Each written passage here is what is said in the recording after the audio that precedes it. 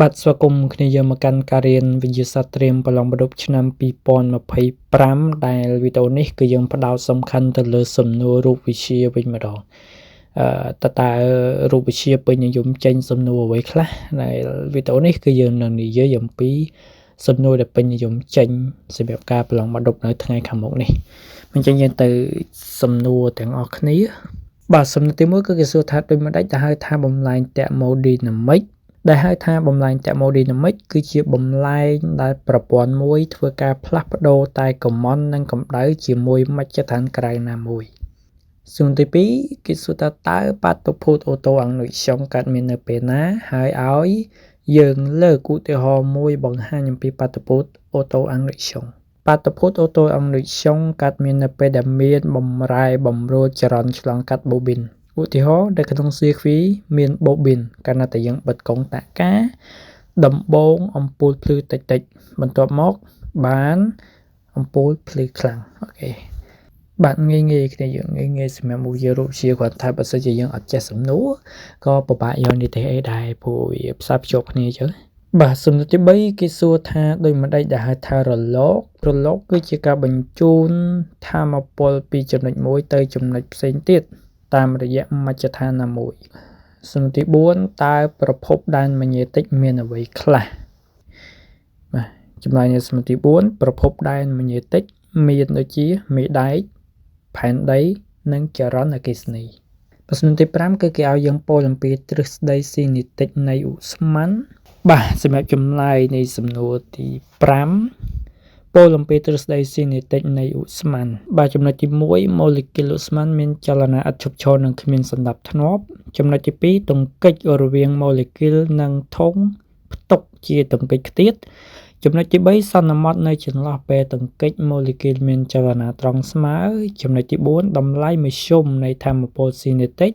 របស់ម៉ូលេគុលអាស្រ័យទៅនឹងសីតុណ្ហភាពហើយចំណុចទី5គេចាត់ទុកម៉ូលេគុលឧស្ម័នជាចំណុចរូបធាតុសំណួរទី6គេឲ្យយើងពោលអំពីច្បាប់ទី1 thermodynamic សម្រាប់ចម្លើយនៃសំណួរទី6ពោលអំពីច្បាប់ទី1 thermodynamicនៅក្នុងលំនាំ thermodynamic កម្ដៅស្រូបដោយប្រព័ន្ធស្មើនឹងផលបូកនៃកម្មន់ដែលបង្កើតឡើងដោយប្រព័ន្ធនិងបំរែបំរួលថាមពលនៃប្រព័ន្ធនោះមកខ្លីៗគឺយើងខ្លីៗទេ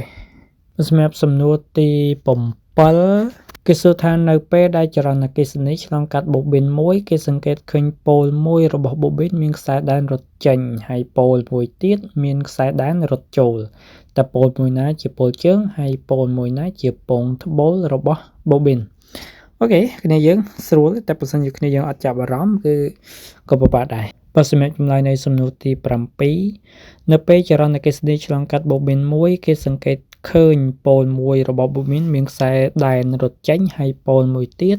មានខ្សែដែនរត់ចូលជាមានន័យថាខ្សែដែនដែលរត់ចេញជាប៉ូលជើងហើយខ្សែដែនដែលរត់ចូលជាប៉ូលត្បូងអូខេគ្នាយើងចាំរត់ចេញជាប៉ូលជើងរត់ចូលជាប៉ូលត្បូងបាទសម្រាប់សំណួរទី8តើរលកតម្រួតកើតឡើងនៅពេលណាបាទទី8រលកតម្រួតកើតមានកាលណារលក2ឬច្រើនដាលឆ្លងកាត់ក្នុងមជ្ឈដ្ឋានតែមួយហើយបំលាស់ទីសរុបចំណុចណាក៏ដោយនៃរលកស្មើនឹងផលបូកវេកទ័រនៃបណ្ដាចំណុចបំលាស់ទីនៃរលកទោលទាំងនោះបាទទី9ហេតុអ្វីបានជាគេធ្វើប្រអប់ត្រីវិស័យពីស្ពាន់ឬជ័រផ្លាស្ទិកហេតុអ្វីមិនធ្វើពីដែកសម្រាប់ចម្លើយនៃសំណួរទី9បានជាគេធ្វើប្រអប់ត្រីវិស័យពីស្ពាន់ឬក៏ជ័រផ្លាស្ទិកពីព្រោះវាគ្មានជំរាបម៉ាញេទិកមិនធ្វើពីដែកព្រោះតែដែកមានជំរាបម៉ាញេទិកឬមានឥទ្ធិពលទៅលើត្រីវិស័យត្រនិចត្រីវិស័យមានលក្ខណៈចកទាញដែកអូខេហើយសម្រាប់សំណួរទី10ចុងក្រោយតើគេប្រើវិធានដៃស្ដាំយ៉ាងដូចម្តេចដើម្បីកំណត់ទិសដៅដែនម៉ាញេទិកក្នុងករណីចរន្តត្រង់និងចរន្តវងអូខេចឹងយើងពោលអំពីវិធីនៃការប្រើដៃស្ដាំមកសំណួរនេះស្រួលទេគ្រាន់តែគេលេងសំណួរបន្តិចបើគ្នាយើងអាចចាប់អារម្មណ៍រកចម្លើយឆ្លើយអត់កើតឡើយតោះចម្លើយនៃសំណួរចុងក្រោយគេប្រើវិធានដៃស្ដាំសម្រាប់ពីករណីក្នុងករណីចរន្តត្រង់ដៃស្ដាំក្តោបយ៉ាងណាឲ្យមេដៃកន្ធែកបង្ហាញអំពីទិសដៅចរន្តហើយម្រាមដៃទាំង4ចង្អុលទិសដៅខ្សែដែនម៉ាញេទិក